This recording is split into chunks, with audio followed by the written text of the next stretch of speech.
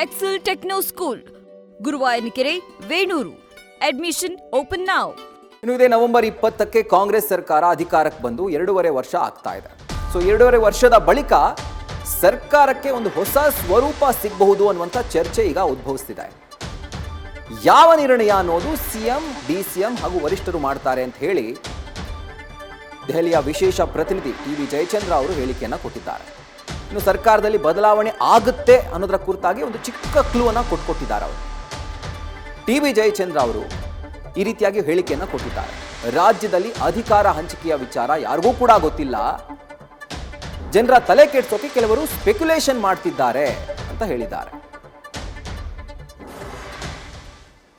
ನವೆಂಬರ್ಗೆ 20ನೇ ತಾರೀಕಿಗೆ 2 ವರ್ಷ ಆಗುತ್ತೆ ನಾವು ಅಧಿಕಾರದ ಗದ್ದಿಗೆ ಹಿಡಿದು.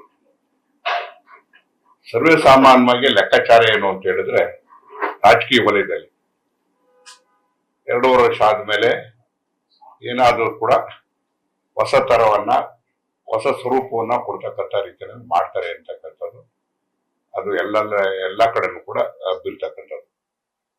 ಬಹುಶಃ 2.5 ವರ್ಷ ಆದ್ಮೇಲೆ ಯಾವ ರೀತಿಯಾದಂಥ ನಿರ್ಣಯವನ್ನ ಮುಖ್ಯಮಂತ್ರಿಗಳು, ಉಪಮುಖ್ಯಮಂತ್ರಿಗಳು ಮತ್ತು ವರಿಷ್ಠರು ತೀರ್ಮಾನ ಮಾಡ್ತಾರೆ ಅನ್ನೋದ್ರ ಮೇಲೆ ಹೋಗ್ತದೆ.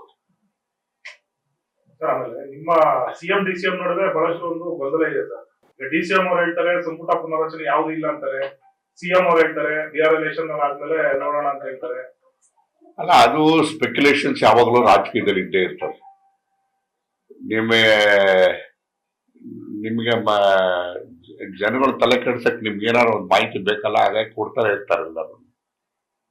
ಸೊ ಇದು ಎಲ್ಲ ಒಂದು ಕಡೆಗೆ ಸರ್ವೇ ಸಾಮಾನ್ಯವಾಗಿ ಆ ರೀತಿಯಾಗಿ ಆಗ್ತದೆ ಅಂತೇಳಿ. ಈಗ ಬಿಹಾರ್ ಎಲೆಕ್ಷನ್ ಇರೋದ್ರಿಂದ ಈ ಬಿಹಾರ್ ಎಲೆಕ್ಷನ್ ಆದ್ಮೇಲೆ ಒಂದು ಬಹಳ ಮುಖ್ಯವಾಗಿ ಅಂತ ಹೇಳಿದ್ರೆ 26ನೇ ಇಸ್ವಿನಲ್ಲಿ 4-5 ರಾಜ್ಯಗಳಿಗೆ ಚುನಾವಣೆಗಳು ಬರ್ತದೆ. ಆ ರಾಜ್ಯಗಳನ್ನ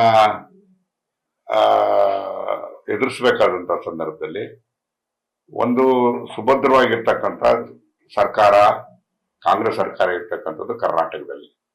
ಅದನ್ನ ಆಧರಿಸಿಯೇ ಆ ಮಾಡಲನ್ನೇ ಬೇರೆ ಕಡೆ ವಿಸ್ತಾರ ಮಾಡ್ತೀವಿ ಅಂತಕ್ಕಂಥ ರೀತಿಯಲ್ಲಿ ವಿಚಾರ ಮಾಡಬೇಕಾಗ್ತದೆ. ಆ ಕಾರಣಕ್ಕೋಸ್ಕರ ಹೊಸ ಸ್ವರೂಪವನ್ನು ಕೊಡುವುದರ ಬಗ್ಗೆ ಚಿಂತನೆ ಮಾಡಿದ್ರು ಮಾಡಬಹುದು. ದೆಹಲಿ ವಿಶೇಷ ಪ್ರತಿನಿಧಿ ಇದ್ದೀರಾ, ದೆಹಲಿ ಮಟ್ಟದಲ್ಲೇ ಅಧಿಕಾರ ಹಂಚಿಕೆ ಒಪ್ಪಂದ ಆಗಿದೆ ಅನ್ನೋದು ಒಂದು ಮಾತಿದೆ ಸರ್. ಇದು ನೋಡಿ, ಅದು ಯಾರಿಗೂ ಗೊತ್ತಿಲ್ಲ, ಅದೆಲ್ಲ ಸ್ಪೆಕ್ಯುಲೇಷನ್ಸ್ ಅಷ್ಟೇನೆ. ಇದೇನಿದ್ರು ವರಿಷ್ಠರ ಮಧ್ಯದಲ್ಲಿ ಬಿಟ್ರೆ ಅದು ನಮಗೆ ಮಲ್ಲಿಕಾರ್ಜುನ್ ಖರ್ಗೆ ಅವರೇ AICC ಅಧ್ಯಕ್ಷರಾಗಿರೋದ್ರಿಂದ ಏನಿದೆ ಅವರೇ ಮುಖ್ಯಸ್ಥರು. ಅವರ ಜೊತೆಯಲ್ಲೇ ಕೂತು ಚರ್ಚೆ ಮಾಡ್ಬೇಕಾಗ್ತದೆ.